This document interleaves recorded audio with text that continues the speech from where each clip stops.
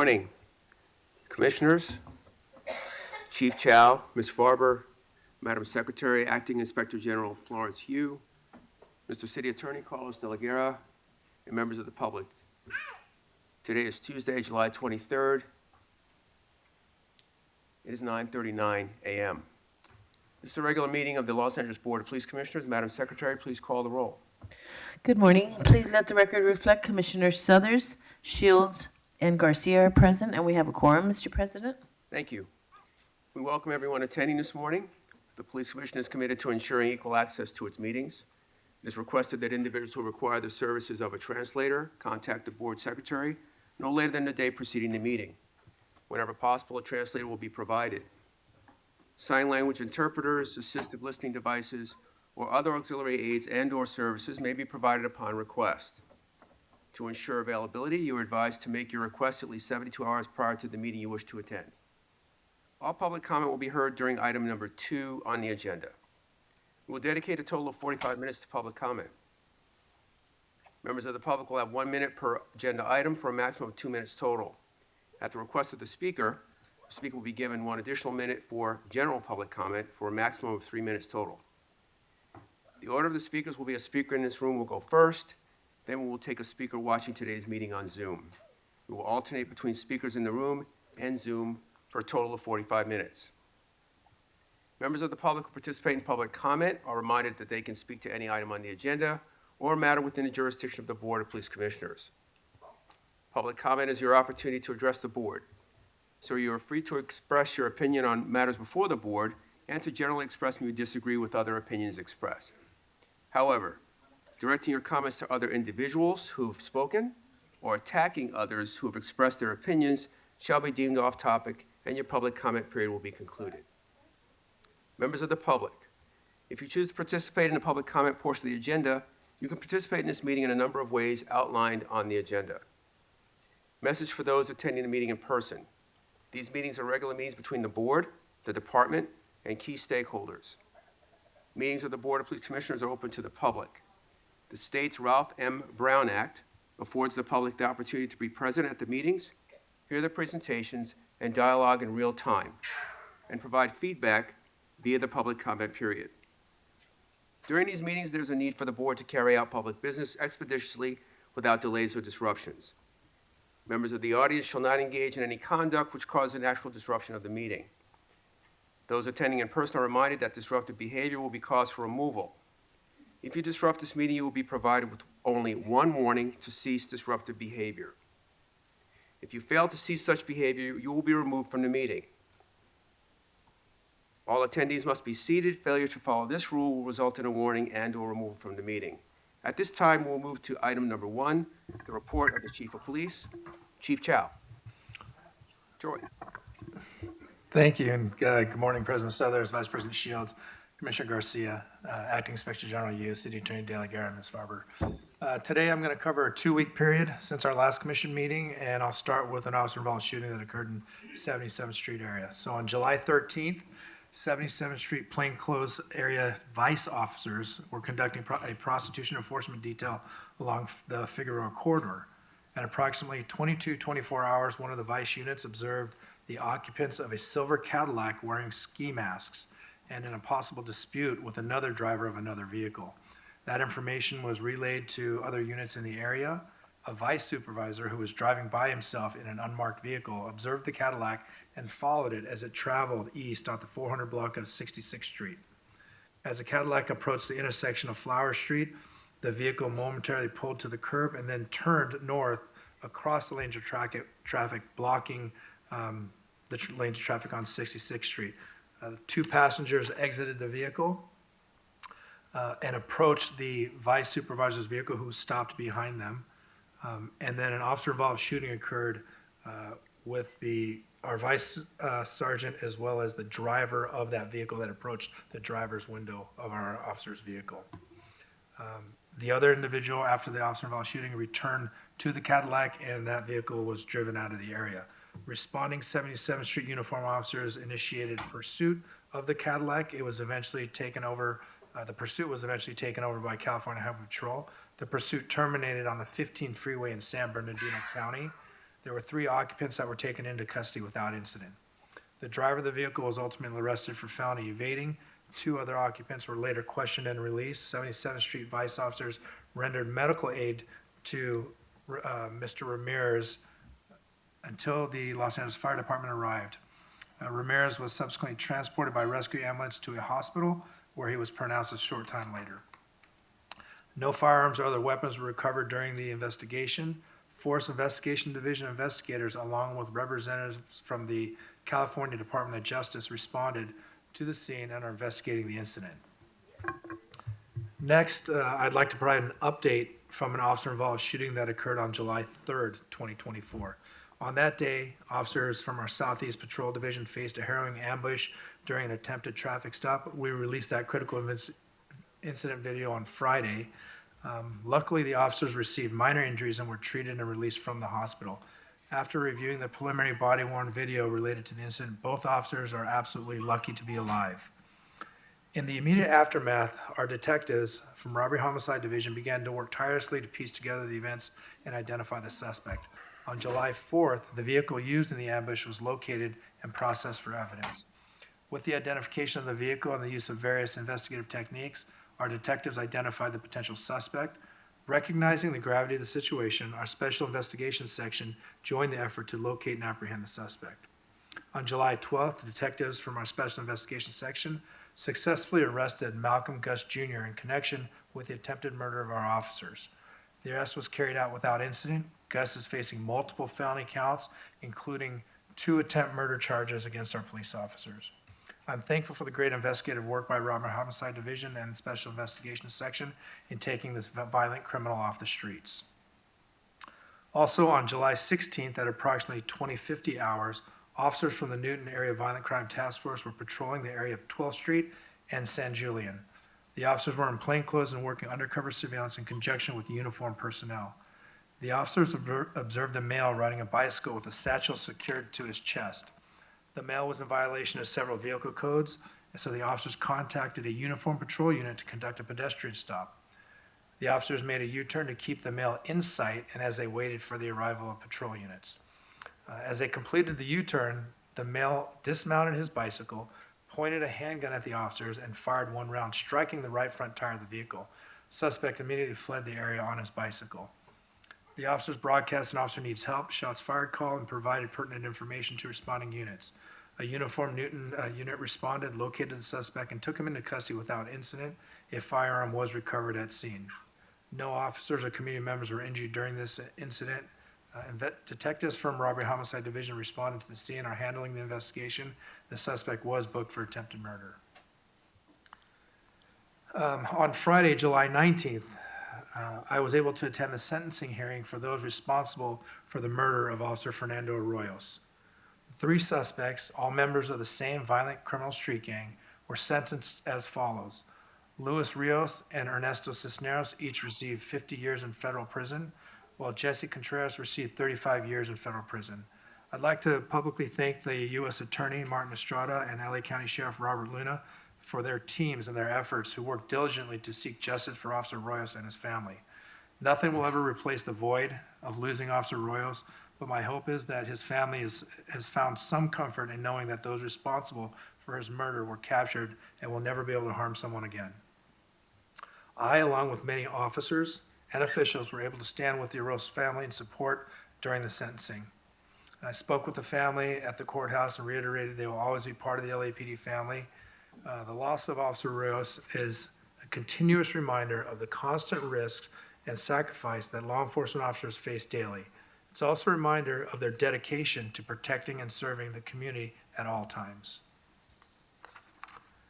I want to talk about a couple of street takeovers that we had over the weekend. This past weekend, we had a couple of newsworthy events surrounding street takeovers. So on Friday, July 19th, a radio call was generated in the area of 54th Street and Western Avenue and 77th Street area.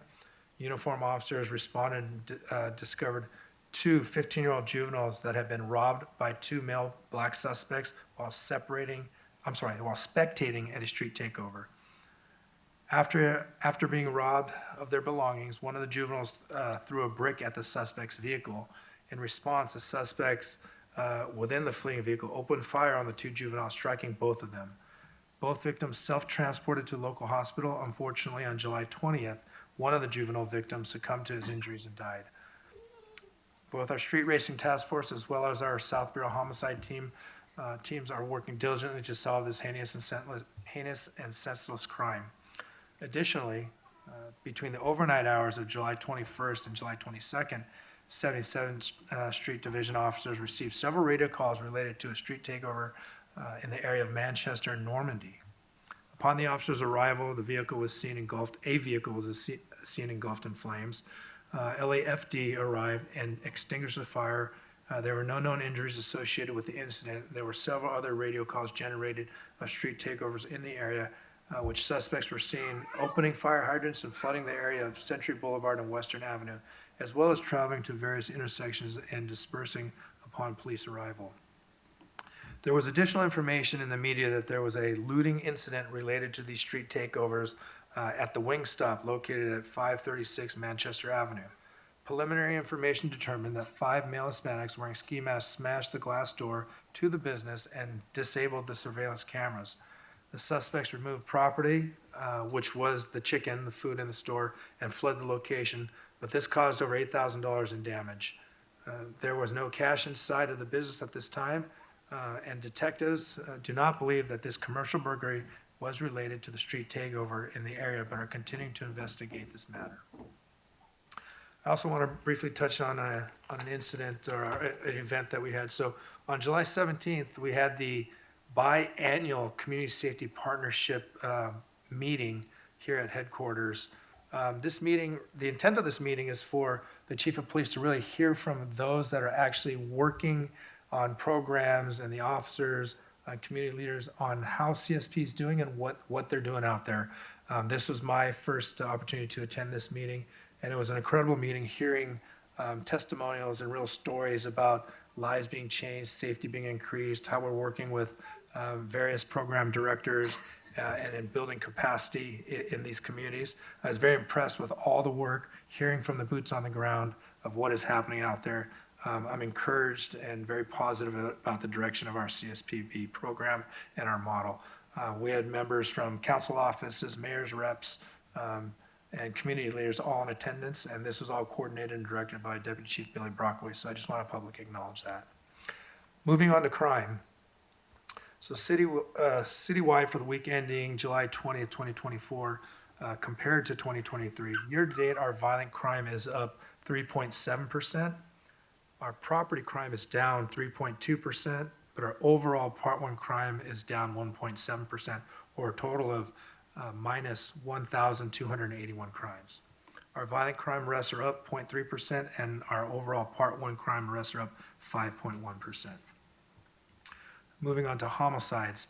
In the past 19 weeks, our year-to-date increase in homicide has been seeing a continuous decrease, ranging from a high of 30.8% down to a negative 2.4%. So as of this week ending, comparing it to 2023, the city has seen a year-to-date decrease of homicides of 2.3%, or minus 4 homicides. And comparing those numbers to 2022, the city has seen a decrease of 20.3%, or minus 43 homicides.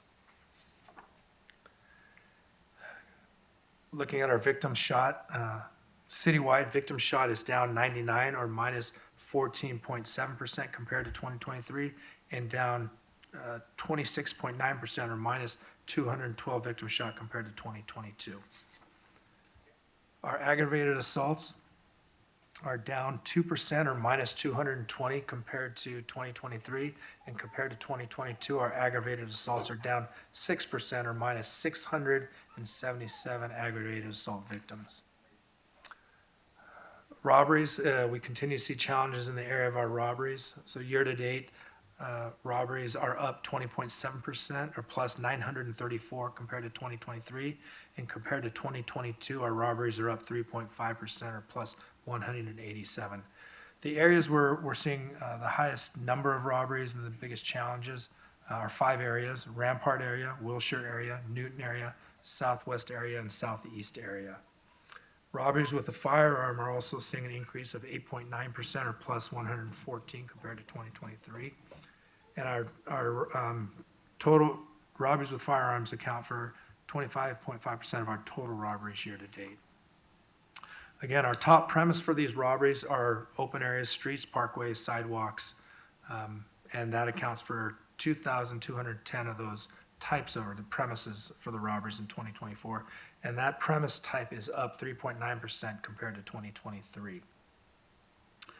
Moving on to our burglaries are up 3.9% overall, or plus 315 compared to 2023, and up 2.3% or plus 190 compared to 2022. Year to date, our commercial burglaries are up 4.9%, plus 173 compared to 2023, and they're down 4.5% or minus 176 compared to 2022. And our commercial burglaries account for 44% of all of our total burglaries year to date, and we're seeing an increase in Central Bureau of 19.8%, South Bureau of 14%, and West Bureau of 13.6% in our commercial burglaries. Southeast area and South Bureau have seen the largest percentage increase. They're up plus 52 in commercial burglaries compared to 2023. Year to date, our residential burglaries are up 3.1% or plus 144 compared to 2023. They're up 8.4% or plus 366 compared to 2022. Residential burglaries account for 56% of our total burglaries year to date. Again, the largest increases in our burglaries remain West Bureau at a plus 5.8% or plus 94 burglaries in West Bureau. And again, this increase is led by Wilshire and Hollywood areas. Motor vehicle thefts. So motor vehicle thefts have been trending down since week ending 3/2/24. So this is 20 weeks of a downward trend in our motor vehicle theft. And we've seen a high of 9.6%, and now we're down to an increase of 2.5%. So, or plus 343 motor vehicle thefts. And compared to 2022, we're down 4.4% or minus 648%. Valley Bureau is still the driving bureau of our motor vehicle thefts. Mission Division, Foothill, Topanga, Devonshire, and Hollywood all have significant increases in our motor vehicle thefts. I would like just to add of note, so our three top stolen vehicles remain Kias, Chevys, and Hyundais. However, we've continued to see a decrease in the number of Kias and Hyundais being stolen. We're seeing a decrease of 8.9% in Kias, as well as a 15.2% in Hyundais. But our Chevys, we're seeing a 20.3% increase in those stolen. I think that the change in these numbers is directly related to the dealerships and these and the manufacturers putting in fixes for how to make it more difficult to steal or overcome their security systems. It's really having an impact on our stolen vehicles. Again, this is the lowest we've been in over 20 weeks. Our personnel strength as of July 22nd, sworn personnel is at 8,808, civilian personnel is at 2,612, and our reserve officers dropped slightly from 396 to 380. Overall, our officer-involved shooting numbers, as of year to date, we have 18 in 2024 and 13 in 2023, or plus 5. Our fatal officer-involved shootings for 2024 year to date are 8, and our fatal officer-involved shootings year to date for 2023 are also 8. And that concludes my comments. Thank you, Chief. I'd just like to echo condolences for the loss of Officer Arroyos. Again, as you mentioned, a reminder of how dangerous this profession can be. And Chief, thank you for your invitation last week to attend CSPB's biannual partnership meeting. Again, some interesting testimonials from the community organizers and partners that were there on a whole host of programs that are the result of people working together to enhance the safety of their communities. I noticed that since our last meeting, their LAPD is no longer deployed for security for Oceanwide Plaza, so I'd like to thank you for that. And last but not least, I just again like to return to the street takeovers. It seems that they are increasing, and now they're participating in other activities such as robberies. We've had a homicide. Is there any information you can give us with regards to what's being done to stem the tide of those takeovers happening and or consequences of those people who are participating in those events? Well, I think, first of all, let me just add, I also want to thank you, Commissioner Suthers, for attending the CSPB meeting there. It was very interesting. But as it relates to the street takeovers, so we're out there, we're responding to radio calls, we're monitoring various sites to see if we can anticipate where they're going to be. We have the Street Racing Task Force and all 4 bureaus. We're doing a lot trying to enforce. But we're on the backside, what we really need is accountability, and we need more tools to hold those accountable that are doing this type of activities, such as being able to impound and dismantle these particular cars that are being used in street takeovers. What we're also seeing is a lot of these vehicles are stolen now. They're stolen vehicles, they use them in street takeovers, and then they leave them there or they burn them. So we're looking at that angle too, to see if there's a particular area or group that's doing that, and to see if these street takeovers are organized by a particular group, or they're just, a blast goes out by somebody and everyone shows up. So there's a lot of things we're looking at to try and prevent them. But like you said, I think they are increasing, and they're popping up in sometimes repeat areas, but also oftentimes in places that they have never showed up before. So we're very well aware of it, and we are trying to track them and intervene in them before anything significant occurs. Okay, thank you, Chief. Vice President Shields. Thank you. Thank you, Chief, for the report. I echo the thanks to the U.S. Attorney's Office for taking a very quick and active role in the very unfortunate and just senseless murder of our off-duty officer, Officer Arroyos.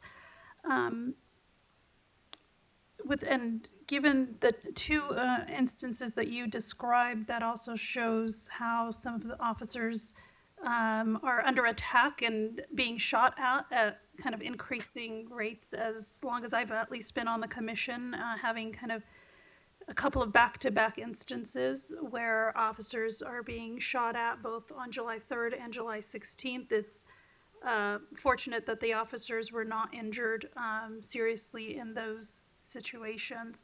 But I did have a question about one of the first instances, one of the first OISs that you referred to involving the vice supervisor.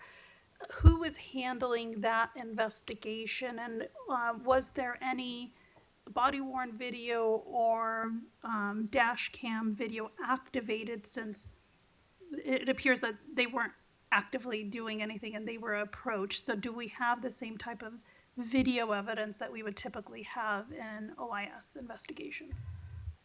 So the investigation is being conducted by DOJ, so I don't want to speak too much about it. I will tell you this was a plainclothes sergeant, and I don't believe that there's body-worn video available. And the vehicle itself was a plain vehicle, so it doesn't have digital in-car video.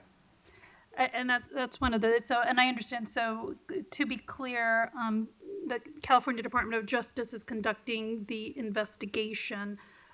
Will there be a parallel investigation by the department so that the commission can adjudicate whether or not, based on all of the evidence found, whether or not it was in policy or out of policy? Absolutely. The commission will be able to review and adjudicate the actions of those officers involved, just like any other officer involved shooting. Thank you. And seeing some of the work by, Force Investigation Division in the past, they've gone to great lengths to identify other cameras in areas. So hopefully they are scouting the area very thoroughly to determine whether there is anything that has been captured on video. And we'll await that for adjudication. I had a question about, with the upcoming Olympics in Paris, if you can briefly describe the role that LAPD will have there, and also confirm that any actions taken by LAPD officers there will also be subject to, LAPD policies and procedures and oversight. Yes, so we're sending approximately 31 reserves over there. They're all level 1 reserves, have been through the entire police academy, just like any sworn police officer here. So they are trained and they actively work in the field as reserve officers. So they're all up to speed or up to date in their hours that they're supposed to be out there. So I feel very comfortable sending those individuals, and they're really going there to be partnered up with our French police or the French police partners, and to be a kind of a visible deterrent for any type of criminal activity. As far as their role, they'll be assigned various locations throughout the Olympic venues, transportation areas, other things. We haven't gotten that detailed information. We will once we land over there. And they're going to be there to, just like thousands of other agencies that are there across the world, to just be a visible presence. And as you mentioned, LAPD is not the only agency sending officers to Paris. And given that the Olympics will be in LA, hopefully they'll come back with some lessons learned as well for the department. Absolutely. Okay, thank you. That's all I have. Thank you. Commissioner Garcia? Yeah, thank you. Thank you, Chief. Regarding the July 3rd incident, you mentioned that the suspect was detained. Was there any weapons found? Oh, you're talking about the ambush on July 3rd. I'll say yes, there were. I don't want to get into details because this is still going to be presented and to the DA and all these. So yes, there was weapons recovered. Okay, and it was one individual, or are there other individuals that were involved? One was arrested. Thank you. Thank you.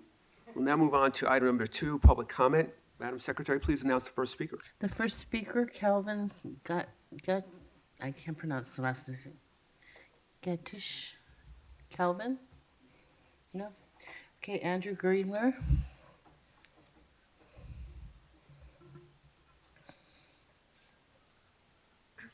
All right, starting off with the Chiefs report. The Chiefs report should be limited to a maximum of 3 minutes at every meeting. If it exceeds 3 minutes, we should be able to match the amount of time you took. If regardless, everyone should be able to speak, both in person and on the phone. How are you gonna hold the chief accountable, Errol, if you don't even know the chief's name? It's Chief Choi, not Chow. You don't know the chief of police's name, Errol? How are you going to hold him accountable if you don't even know his name? And also, why is the LAP doing law enforcement in France? Like, none of you have any concerns about that? About the LAPD going to France to do law enforcement this week, next week, whatever? That's not even the same continent, country, city, anything. That should be a concern if the LAPD is doing like actual law enforcement in France.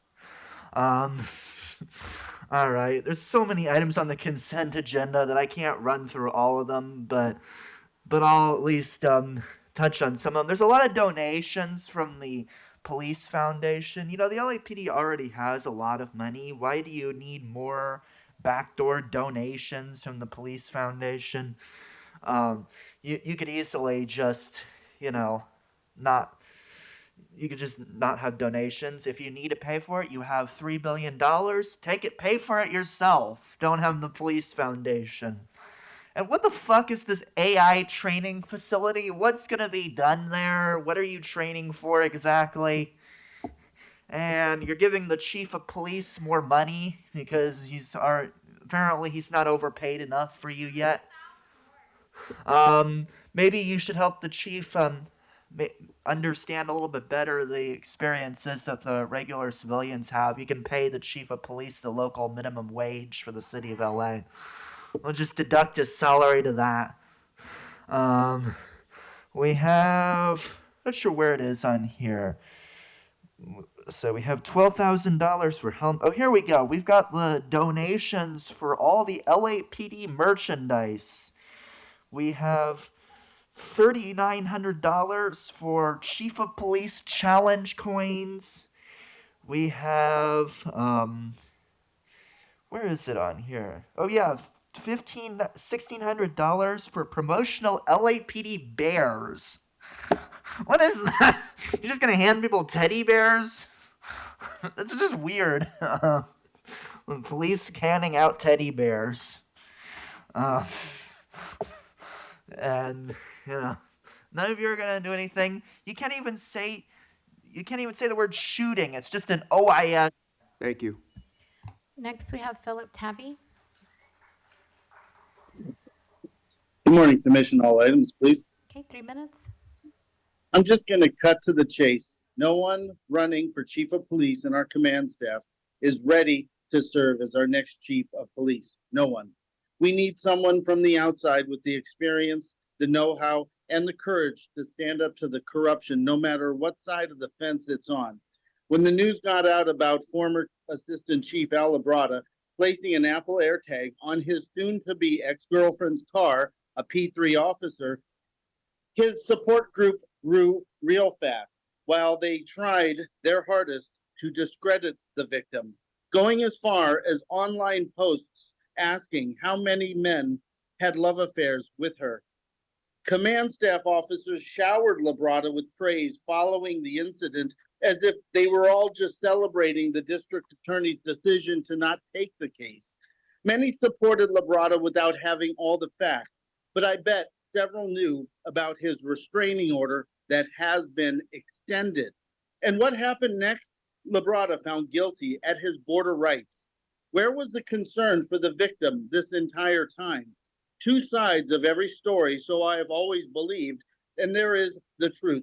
The truth and the facts were presented to that border rights, and they confirmed that what happened deserved a guilty verdict. It is my belief, and please check that if I'm correct, that Bobby Arcos, who was sworn in by George Gascon as chief of the Bureau of Investigation, gave Al Labrada a very positive character witness. Imagine that. The scary thing is not surprising, as we know there's a lot of work to be done, and the new chief better start at the top. Imagine being this woman who just was reporting and doing the right thing. Imagine seeing all the praise and high fives given to Labrada, and then one of Labrada's cheerleaders, Bobby Arcos, becomes her chief. This girl was terrorized. Talk to her. The victim. Read the text messages from Labrada. They make me sick. Let me make it very clear, and I speak for millions of Angelenos. Anyone left this department to work for Gascon is morally bankrupt. Commission, it's your duty not to bring this cancer back into LAPD. To testify to Labrada's character after he was found guilty of all the charges shows the poor judgment that he will use if he becomes chief. If he cannot protect our most vulnerable of his officers, how will he be able to protect this city? The Lord detests lying lips, but he delights in people who are trustworthy. Proverbs 12:22. Get rid of the vaccine mandate. Get rid of DEI, because we can see what's happening on a national stage with the Secret Service. Fire Liz Rhodes. And God bless the LAPD. The next speaker, Goddess Mega Karen.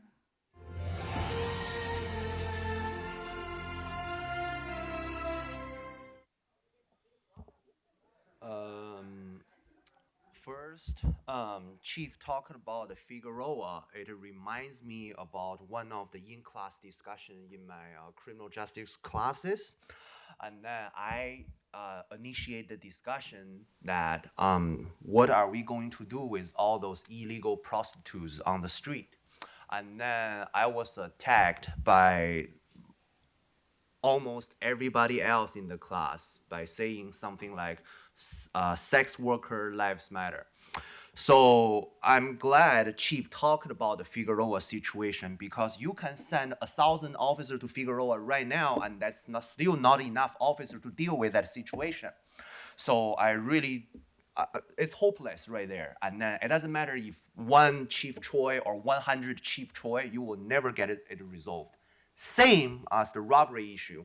And I believe if I heard you correctly, you said that there are 900 more robbery. That is a big number. And I also assume out of those 900 robbery, you do not have a 100% crime solving rate of all those 900 robbery are arrested, prosecuted, charged. No.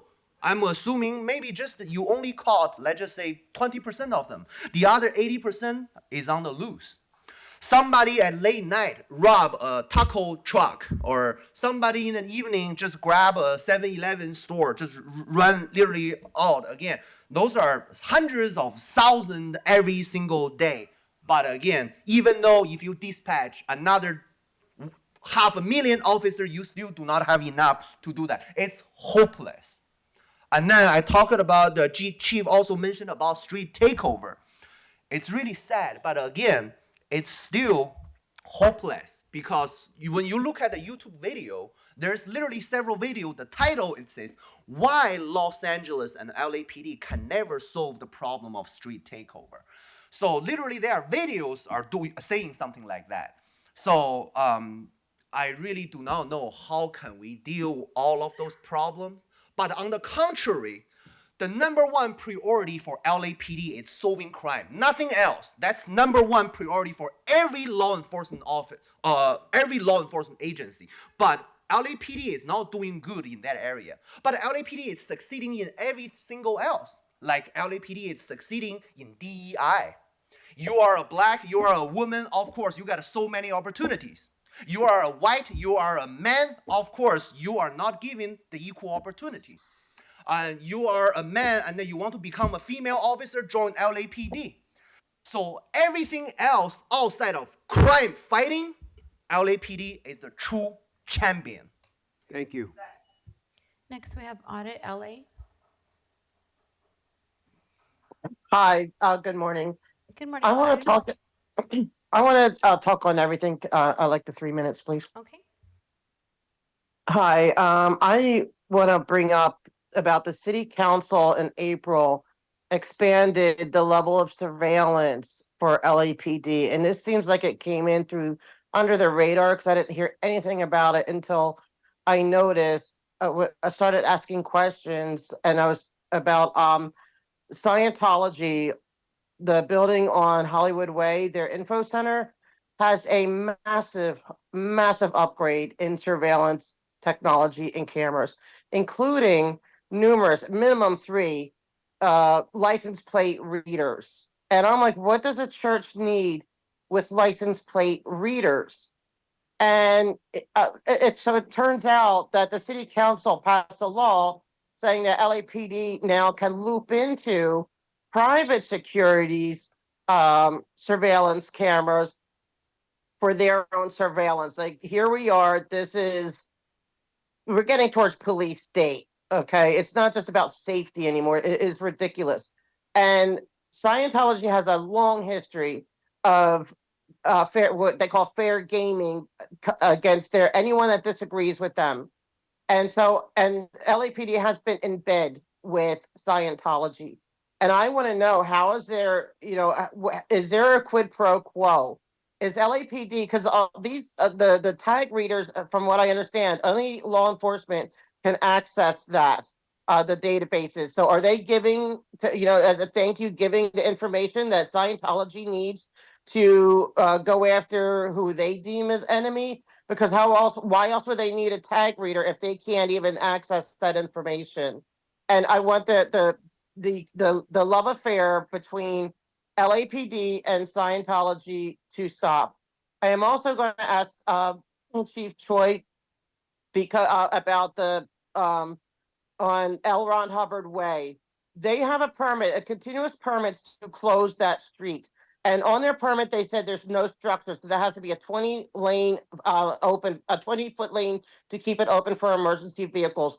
They have cement planters on both sides preventing, there's no way a fire engine could get down there. I did speak to the battalion chief and I made him aware, but I want to make you aware. Can you please, chief, go down there? There is no way, if there's an earthquake, a gas leak, anything, that any kind of fire vehicle could get down there. Now, one of your LAPD officers said, oh, we could get, our vehicles down there. Well, you would still be delayed because you would have to go in like a zigzag motion. I am asking you to please have those planters on both ends of the street removed so that the law can, like the 20-foot lane that they agreed to can happen. Thank you. The next speaker, Jason Reedy.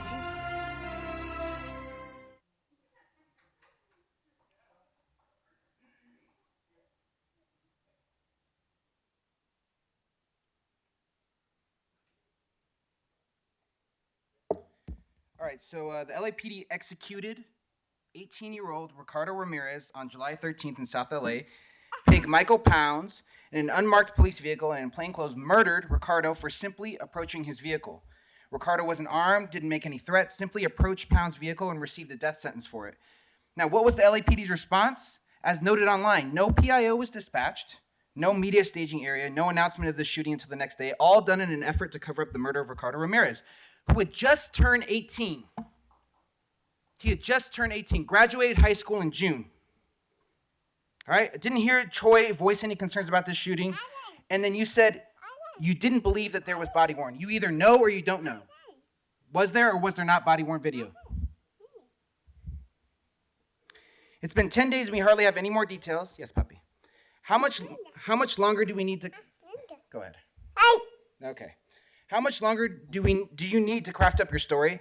Since the last meeting, LAPD released the body-worn video of your murder of Joanna Lua on June 15th. Joanna, who was in mental crisis, was casually walking to the front door, which had been kicked down by your boys in blue, and she had a knife in her hand, yes. But she wasn't running, she didn't threaten the pigs, and she was in clear distress. Again, casually walking to the door, and your pigs shot her dead within 5 seconds. That is the LAPD. Now what about Alexander Aguilar Larios, who was murdered by pig Daniel Ramirez on June 11th? You can hear Ramirez on the body-worn video tell Alexander that he was going to shoot him as he was running after him. Now, who's going to stop when you hear a pig behind you saying that they're going to kill you? And when Alexander fell down, he didn't aim his gun at the police officer or anything like that, and Ramirez took the opportunity to shoot him dead. Again, this is the LAPD. Now, Errol Southers, hey, do the names Lana Barnes, Ron Grusin, Chris Dawson, Ruth Odell, or Pam Brady mean anything to you? You want to tell people how you know those people? You want to tell them how they were part of the board of directors at that infamous Santa Monica POW program that you helped found, right? But don't worry about it, I'm still digging, and it's going to get a lot worse for you. And now, do you all remember that we had to come up here in September and tell you why having Al Labrada's face plastered on the lobby exhibit was a bad look, given that we all knew that the allegations against him were true?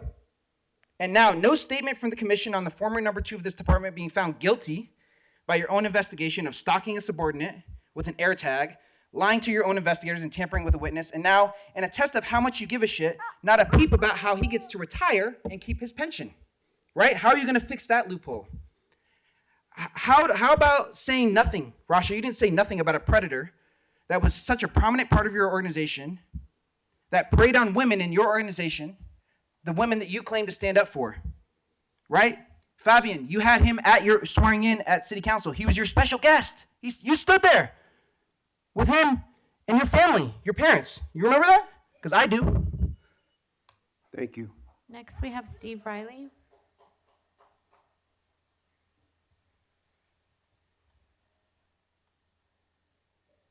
Good morning. Good morning. What items would you like to speak on? All items, please. Okay, 3 minutes.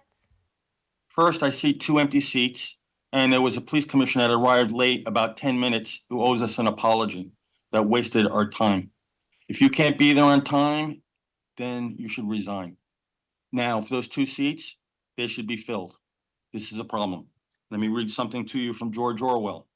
The party told you to reject the evidence of your eyes and ears. It was their final, most essential command. I called the mayor's office, Mayor Bass, and I asked the person answering the phone, do you work out of City Hall? She tried to refer me to the website. I said, no, do you work out of City Hall? I said it politely. Yes, she does. Does the mayor work out of City Hall? Yes. Do you not see with your own eyes the entrenched encampment at First and Spring that runs an entire city block, that blocks the sidewalks, that people can't actually walk on that side of the street, especially if you were wheelchair bound or had an issue with bringing things by? It's just across the street from City Hall South Lawn. It is just south of Grand Park. People cannot use those public spaces because they are in fear. They're in fear because when you have these entrenched encampments, they typically bring people that are using drugs, alcohol, and eventually there's violence and crime. If you don't believe that, I refer you to the Epoch News newspaper of this week. And there's an article in the California section. It's entitled, What the SCOTUS Decision on Homeless Encampments Means for California. There's a whole section on Los Angeles, and a quotation from Senior Lead Officer Dion Joseph, who's worked in Skid Row for 20 years or so. Maybe you should talk to him. But anyway, there's evidence. Okay, with all the money that's being spent on this so-called homeless problem, why is there still an entrenched encampment on First Street just outside City Hall and police headquarters? Why is nothing being done? We have a country that's $34 trillion in debt. We're sending money to foreign countries, but we don't take care of our own people. The money's been allocated. Enforce the rules, use the carrot and stick approach, get these people help. They need help in a compassionate way. I want them to get help. There's so much that needs to be said. It's hard to know where to go next. But Chief Choi, you said on the July 3rd, it's an assassination attempt ambush. They were lucky to be alive. I call it a miracle. And I think you should show the video here at the meeting so people can see there's no such thing as a routine traffic stop, because there's been talk about traffic stops being done by unarmed people like Department of Transportation. That's immoral, and that would result in death. Wow. There's so much more to say. I'm going to write an article and put it in the post in the comments. People can look at it at their leisure. And God bless the LAPD and stay safe. The next speaker, Megan.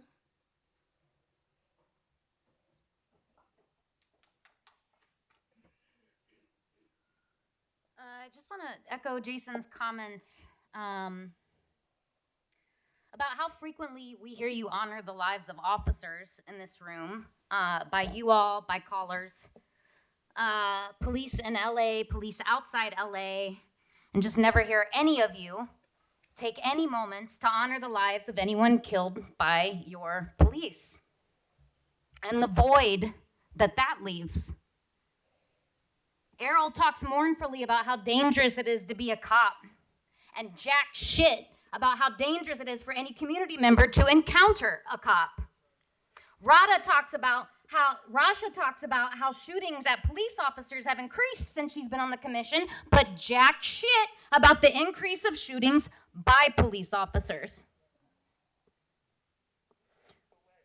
A couple weeks ago, Sonia Massey called police in Springfield, Illinois to ask for their help with a possible intruder to her home. And when police arrived, she said, "Don't hurt me."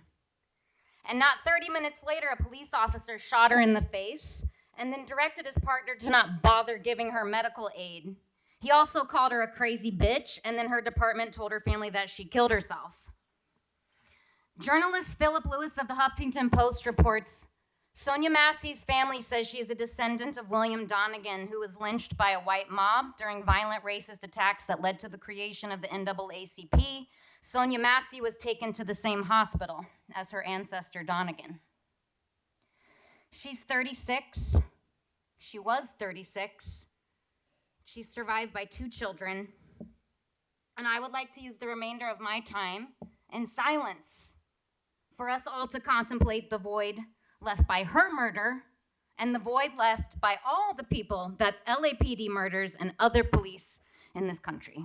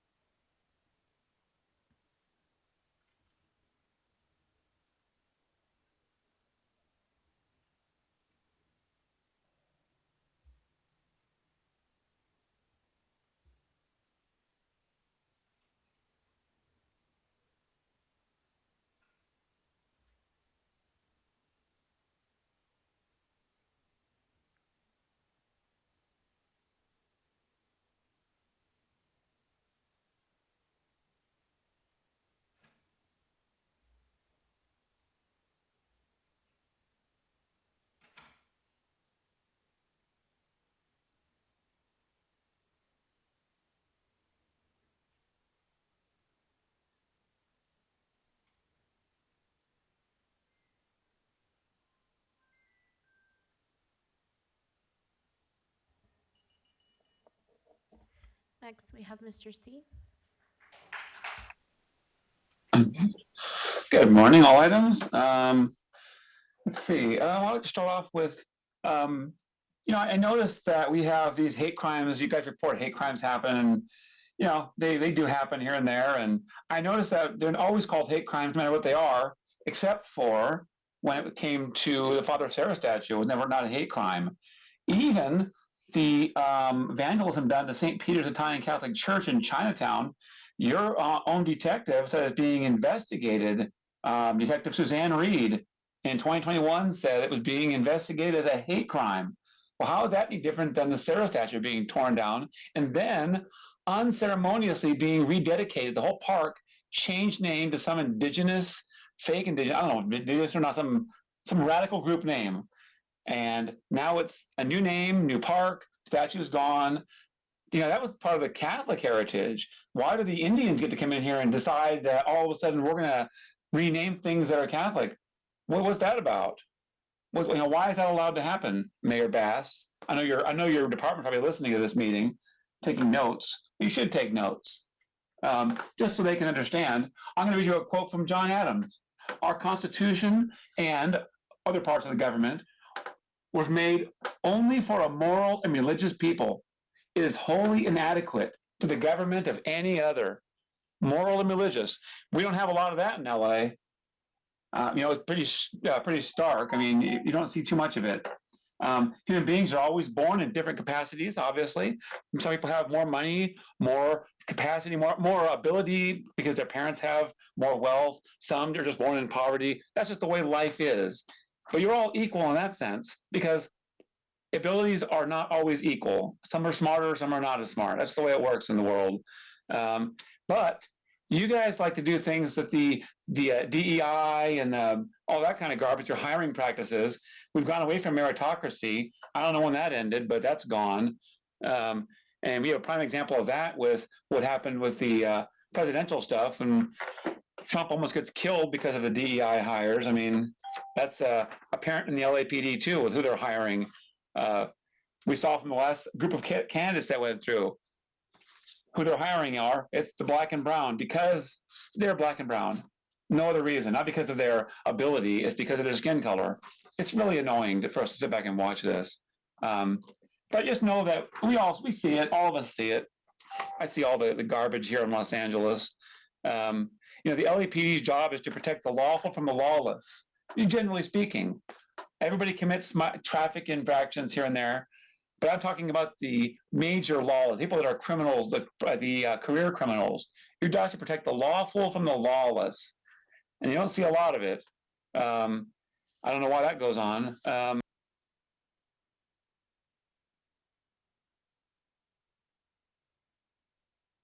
Daniel Talton?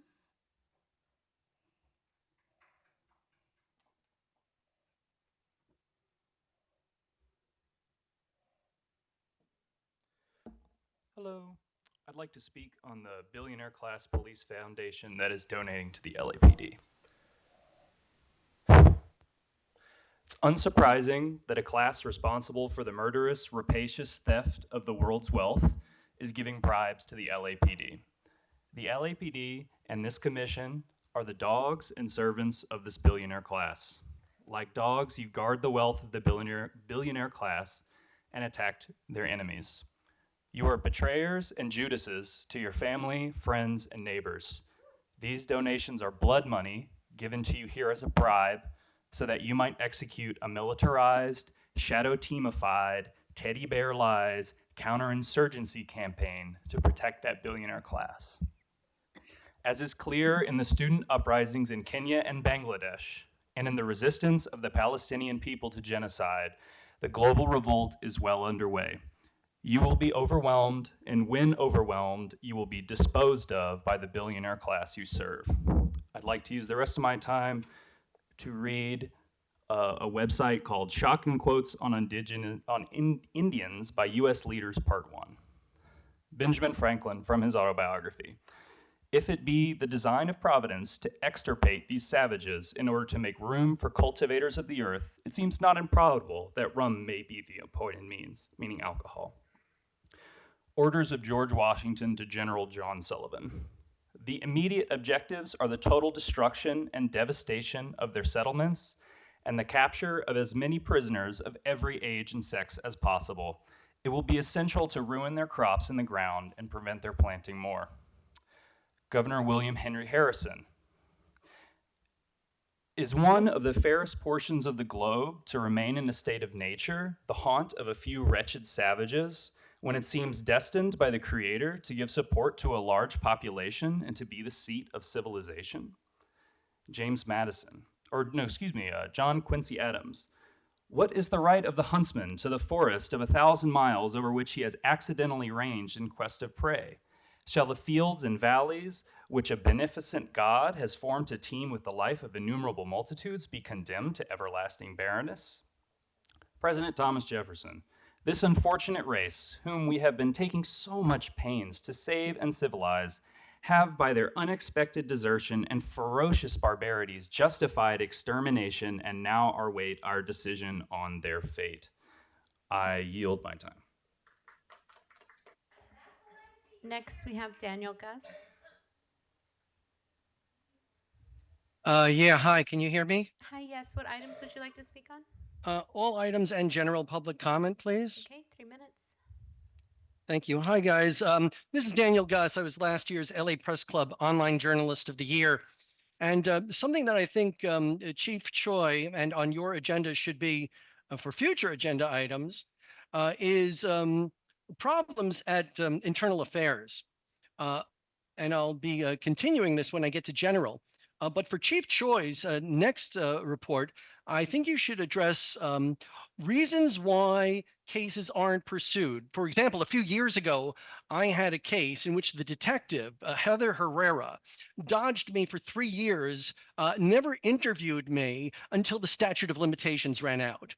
About a few weeks ago, I showed up after recovering from bone fusion surgery and on a medical scooter, was stopped exiting the city council floor after the sergeant at arms allowed me access to it. They made a mistake, but as I'm exiting, a knucklehead by the name of Enrico Luigi Di Napoli decided to check my qualifications on my way out. And instead of interviewing me, I said, the recorded statement stands, but I'll be glad to speak with the investigating detective. The problem is, I told the investigating detective that I would not field repeat questions, basically because it's a trap, a gotcha thing. Asking one question 5 weeks later is a trap. And because I refused to subject myself to repeat questions by internal affairs, they decided that I have nothing new to add. Now, right on the surface, that's ludicrous, and it harms the LAPD, even in the eyes of somebody who's inclined to actually support good, honest police work. How can my refusing to subject myself to repeat questions as a trap be interpreted by internal affairs as not having anything new to add?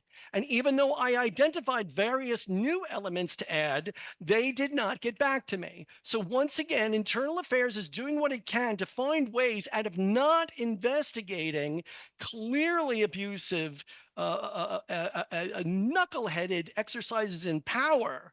And by the way, Chief Choi, I asked you repeatedly to identify him. You know where I found Di Napoli's information? From Stop LAPD Spying. Through Ben Camacho. So guess what? Your internal affairs is making the case why Ben Camacho and Stop LAPD Spying is actually necessary as a counterbalance to these abusive policies to find ways to not hold knuckleheaded behavior by your officers. And anybody, please tell me, how is my refusing to not answer repeat questions the same? The next speaker, the Red Chief Hunt.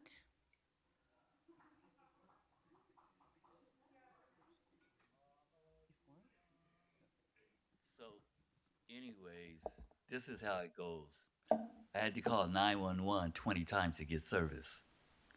Called the watch commander and didn't know how to generate a call. I don't know what's going on with LAPD when the watch sergeant doesn't know how to generate a call, and we can't get a sergeant to take a report. I want to show you guys something.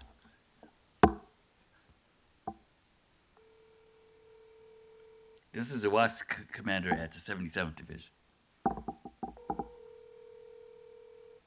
The number is area code 323-786-5409. Why are they not answering the telephone if they work for the public? This is the kind of shit that we're talking about. Troy, I can call your office and get no response just like that too. I just call Office of Operations. Well, 37th Street Watchman's office. How can I help you? yeah, let me ask you a question. Can you generate a call? No, dispatch can generate a call Okay, so why can't you generate a call? because I don't have the capability because I'm not dispatch. Okay, so are you the sergeant on duty? No, I'm not. Okay, is the sergeant on duty? Dispatch? No, I want the number to the sergeant that's on duty. No, he's not going to do it. Dispatch will do it. Okay, no, when I tried to call over Okay, what there, do you need, sir? I need to speak to the watch commander. Okay. Do you need to call dispatch? Well, no, I need to speak to the watch commander. You on the air. This is what I'm telling you how shit goes. You on the air with 77th Street. And I'm just making my point clear. I had to call 911 25 times before I got service. And you know what they told me? They was gonna arrest me. I said, well, I've been arrested 98 times. You can't threaten me with arrest. But this is the kind of service that you're putting out, Troy. And, this is why LAP needs to be investigated, and that's what I'm saying. Over at I almost think that LAPD went in my house and burglarized my house and took my TV and stuff like that. And it's some weird shit going on, but I don't know who's responsible for it over there at the 77th Division. But this is the kind of service that you're getting, and all of you guys that's responsible for it. This is what the community don't like. We are taxpayers. Every time we go to buy something, they take 10 cents out of our thing. The $3 billion go to you guys, but we can't get service, man. Even when I try to call your office and set up a meeting with you, it doesn't happen, man. And that's shit. You guys are public servants, man. You guys work for us. We don't work for you. That's just like anything else. Thank you.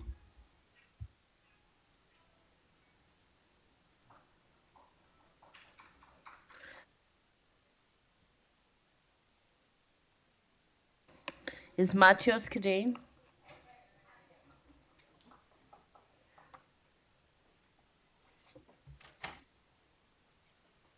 My name is Matios with the Stop LAPD Spying Coalition, and just want to reaffirm all these donations on the agenda. And looking beyond some of these ridiculous donations, I think it is important, as the homie said, to look at the Los Angeles Police Foundation, the body that provides these donations. And the Police Foundation was started in 1998 under Chief Bernard Parks at the time.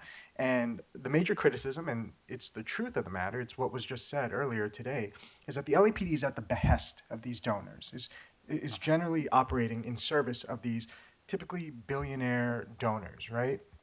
And Parks addressed that in the beginning, back in 98. He said, Parks said donors will not receive nor do they expect special treatment. He said that many business leaders he has talked to recognize that helping the LAPD fight crime helps protect their business interests in the city, which is a slight confession right there. But if we look even just at communications, going as far back as 2020, we can see plenty of examples in which LAPD did give preferential treatment to these businesses. Target is one of the largest donors to the Los Angeles Police Foundation. And in 2020, one of the vice presidents from Target, in an email exchange with Chief Michael Moore, sent, I think passive-aggressively, an image of 200 NYPD officers in front of the Barclays Center in New York. And Moore replied, "Don't see us having this type of staffing ability," smiley face. But then he did deploy LAPD officers to protect Target stores, right? And he replied to that email, "We couldn't muster the 200 cops NYPD did, but the people we did put there stood tall." So you have an example here where a donor has immediate access to the chief of police and is able to kind of deploy officers at a whim. And these are, pretty shitty folks and people that have ties to the LAPD and even have financial gain from these connections. On the agenda is a donation from Motorola Solutions today. Hugh O'Donnell, who's a former member of the Los Angeles Police Foundation, was also the salesperson on a 2014 contract for Motorola Solutions that went to the LAPD that was $2.5 million. And, he saw a piece of that. Just some other kind of shitty things this board has done. The Wallace Annenberg Foundation gives money frequently to friends of the IDF who are actively perpetuating a genocide right now. The Leibowitz Foundation donates to the Central Fund of Israel, which facilitates settlers displacing Palestinians. And then, of course, you have folks like Mnuchin on here, who was Secretary of the Treasury under Trump. So this is a shitty body. Everything folks said is true. Lastly, I just want to say regarding the shooting of Sonia Massey and these types of explicit and heinous episodes of police violence, these happen pretty cyclically. They happen regularly, and they're allowed to happen despite reform, despite protest, because that is the main function of this policing body. These are moments of truth. That's what the killing of Sonia Massey is. That is a time when policing elucidates itself. Thank you. The next speaker, please, Jamie Cusick.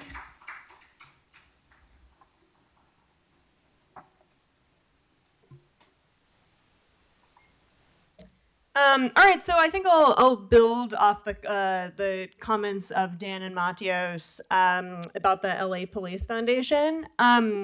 One of these donations, item E, is this one that's valued at $300K. And I have to say, I initially misread this item when I looked at it. I thought you were getting this money I thought this was for a grant to assess LAPD's climate impact. And my instant reaction was, wow, that seems like way too much money to spend assessing the impact that LAPD has on climate change, which we all know is enormous, disastrous, and above all, absolutely unnecessary, as their helicopters and SUVs swarm constantly day and night over and through LAPD's most heavily colonized communities, releasing thousands of metric tons of carbon per year. And again, I thought that was way too much money to spend assessing scientific data, even if that data didn't already exist, which it absolutely fucking does. And then I realized that this 300 grand is actually to assess just the climate of LAPD, as in, I guess, like kind of the occupational vibes of the department. But I really am not sure, which is because, first of all, every other sentence describing this grant is redacted. Second of all, the entire memo about it is 1 page long. And the dystopic ludicrousness of the language it uses is kind of unbelievable. I do not know what current organizational climate means. I really don't know what that means, and I really don't believe any of you do either. There's a lot of rambling using variants of those words for a few sentences that have been carefully spaced out down the page so they take up more space, 7th grade English style.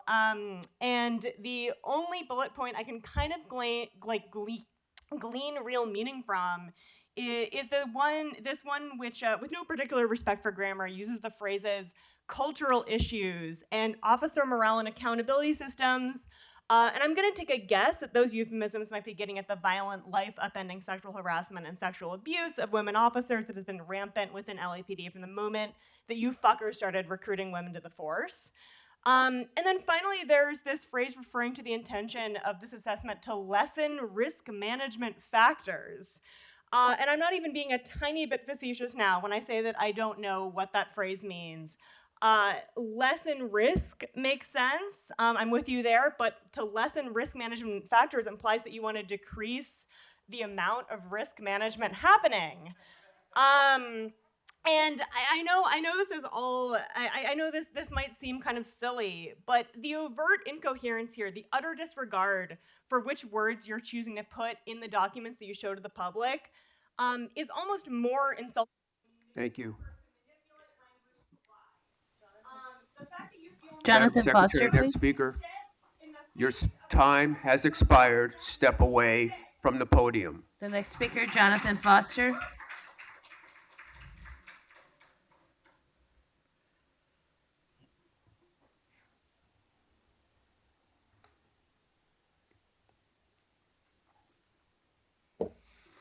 Hi, Jonathan Foster, Helito Chimichakma. I don't know how effective I'll be. We've been speaking for as long as the commission's been around, and they're still shooting people and the people with the knives and stuff. A few comments. I'll get back to the knives. Freedom of speech is not always free, is it? Some people, they use their freedom of speech and bad things happen.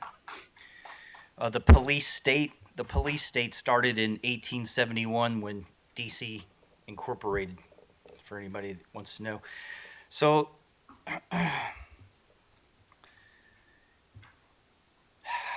the lady Cheadle, she's resigned. I think some of you people ought to resign. And I've talked about the cams. She was grilled by Boebert about her encryption if she was communicating encryptedly. And this is why everybody in government needs a cam, including all of you, needs a cam, a 24-hour cam. Kamala needs a cam. And no president, not one president has protected the police department.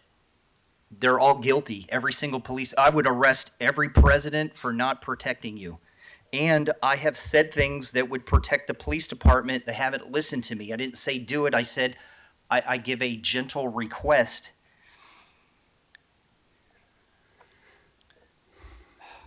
Kamala also, there was a San Francisco police officer that was shot, and the person that killed the police officer did not get the death penalty. Thought that sucked. She doesn't protect the police officers either. I've talked about body armor and shields, and nobody did anything. So police officers got shot again, right? So with the knives, I think what needs to happen, and it can't happen here, but somebody with a knife needs a chaperone so that we know what they're doing, know if they're eating, sleeping, doing drugs. But there's not enough people to hire for police officers. How do we assign a chaperone? The moms and dads must be responsible to their children, even if they're 59 years old that have become mentally ill. Has to be reassigned to the parent or the family. And Rasha, I know you just got here and you've asked what can be done. Do you know that they've asked for 35, 45 years and they're still going to shoot somebody today, tomorrow, next week? I've said this. You're smart. You're an awesome person. You're smart. I know you people are smart trying. But what is going to happen? They're going to shoot another mentally ill person. How come we can't get out of this? How come? And on Johnson, the President Johnson, on June 19th, 2018, from minute 31 to 41. You ought to hear what he said about the police shootings report. And it was very good. But he talked about the mental illness. It's still going on. So not much is changing because of people like Kamala. Thank you. The final speaker, Susan Rocha. And that's why mentally ill people or disabled won't call LAPD because they know what could happen. My name is Susan Rocha. I'm asking for no carnival permit for Divine Savior Catholic Church. I'm asking for accommodations if that is already approved. No live bands in the front or rear of their parking lot. No boom boxes. I live within 50 feet of their parking lot, which they use for their carnival rides and their boom boxes and their live bands. I complain about this every single year. Nothing is done. Why can't at least there be some accommodations? There's no notifications to the neighbors. Nobody's told. Nobody's asked any questions. By the time you call down City Hall, oh, it's too late. We already approved it. Nobody cares about the neighbors. There's no permit process in place for neighbors to be notified, complain, or do anything else. I complain about this every year. Nothing is done. There should be accommodations for neighbors. This Divine Savior Catholic Church took me to court 2 times to shut me up. 2 times they lost. This last time, they accused me of a crime that never happened. I went to a jury trial and I fought him. Priest Albert Pragasam on the stand and 2 church members who never saw anything but prosecuted me anyway. Jury found me not guilty. That's really sick that they would run me through a trial for something that they know never happened, and you got a city prosecutor up there that would do that, that's not held accountable. Gabriella Taylor, who is not accountable to anybody, but yet you would prosecute the innocent people instead of prosecuting guilty people. No, you're Mickey Mousing and prosecuting innocent people like me, so you have the numbers, or you could just fly them right through the court system. You go up there to that court and you see what's happening where they're just rubber stamping these guilty, guilty, guilty, even if you're not guilty, even if prosecutors know you're not guilty, and they're still doing it anyway. And the judges are still rubber stamping them, not stopping them from going through.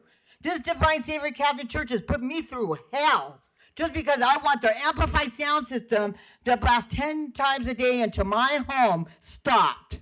10 times a day on a tape recorder with nobody there and no church services going on, but yet they feel a need to have their recording advertising into my home all day long.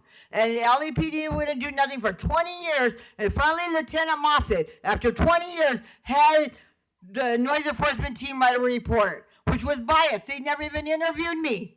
They just went straight to the church and wrote down everything the church told them. They never even interviewed me. What kind of bias is that?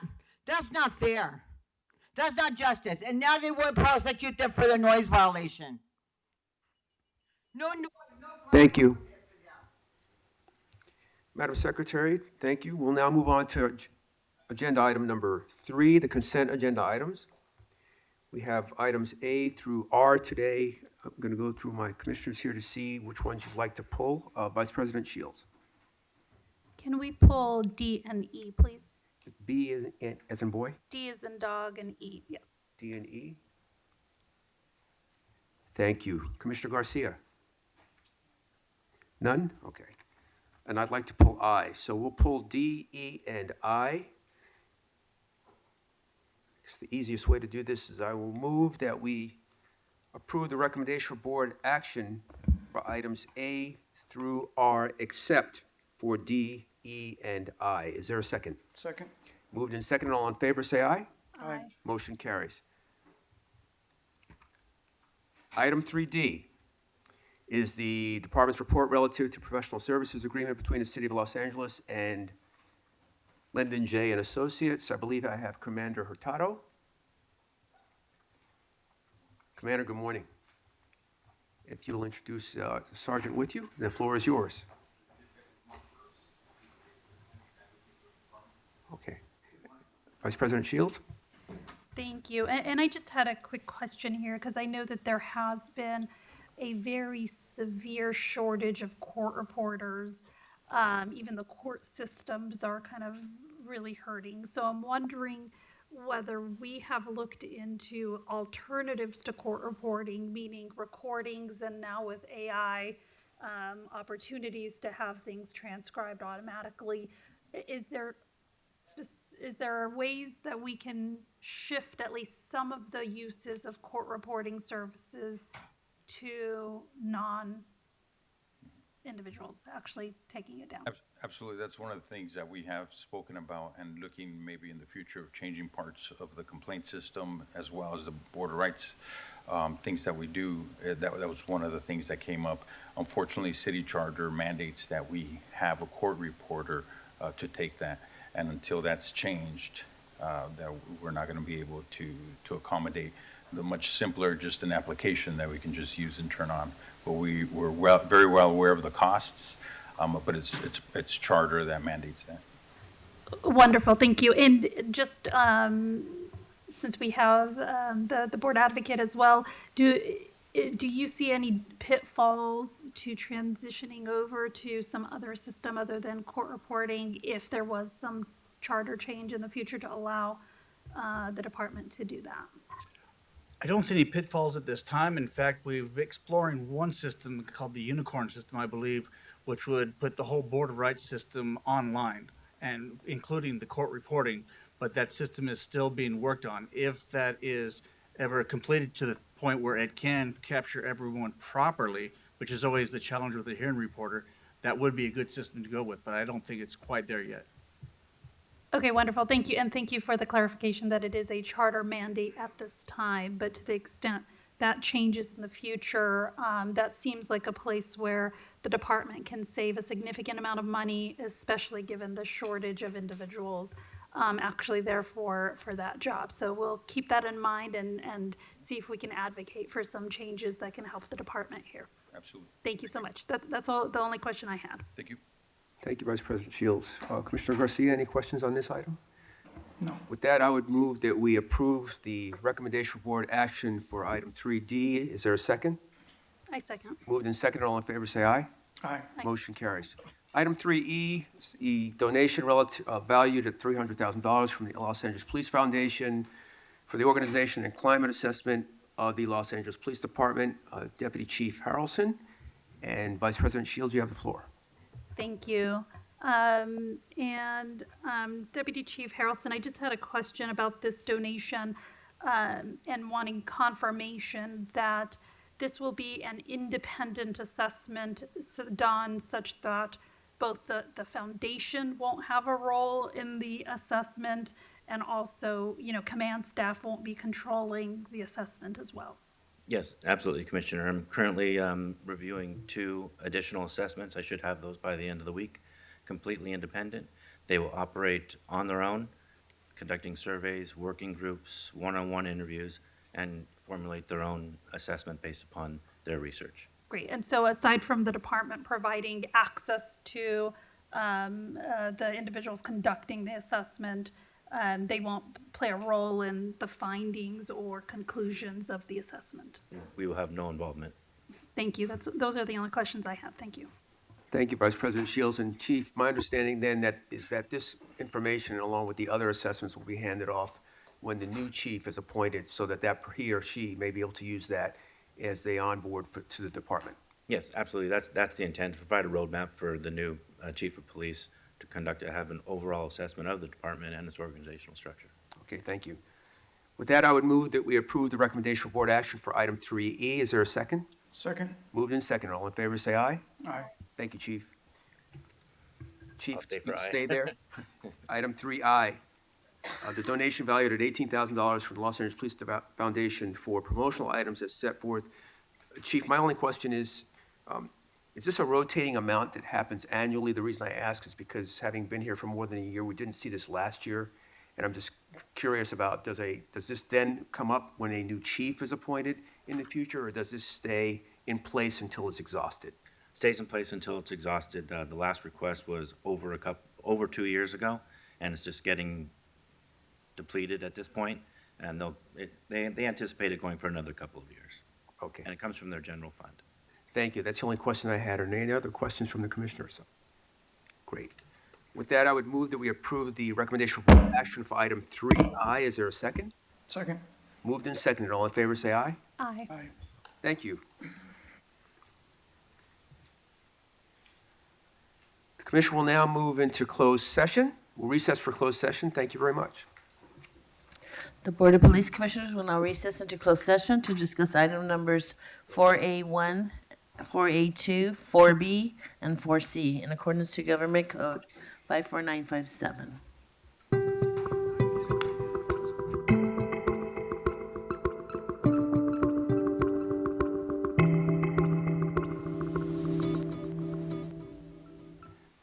The commission is returning and has completed closed session. We'll have a report out by Ms. Farber. At the regular meeting of the Board of Police Commissioners on July 23rd, 2024, during the closed session, the board made the following findings by a 3-0 vote. OIS number 038-23 for tactics, tactical debrief, 2 Sergeant 2s, 2 Police Officer 3s, 3 Police Officer 2s, and 1 Police Officer 1. For tactics, administrative disapproval, 1 Police Officer 2. For drawing, exhibiting, in policy, no further action, 1 Sergeant 1, 2 Police Officer 3s, 4 Police Officer 2s, and 1 Police Officer 1. For less lethal use of force, in policy, no further action, 1 Police Officer 3. For lethal use of force, in policy, no further action, 1 Police Officer 3, and 4 Police Officer 2s. For Leary number 039-23, the board made the following findings by a 3-0 vote. For tactics, tactical debrief, 1 Sergeant 1, 6 Police Officer 2s, 1 Police Officer 1. For drawing, exhibiting, in policy, no further action, 2 police officer 2s. For non-lethal use of force, in policy, no further action, 1 sergeant 1, 6 police officer 2s, 1 police officer 1.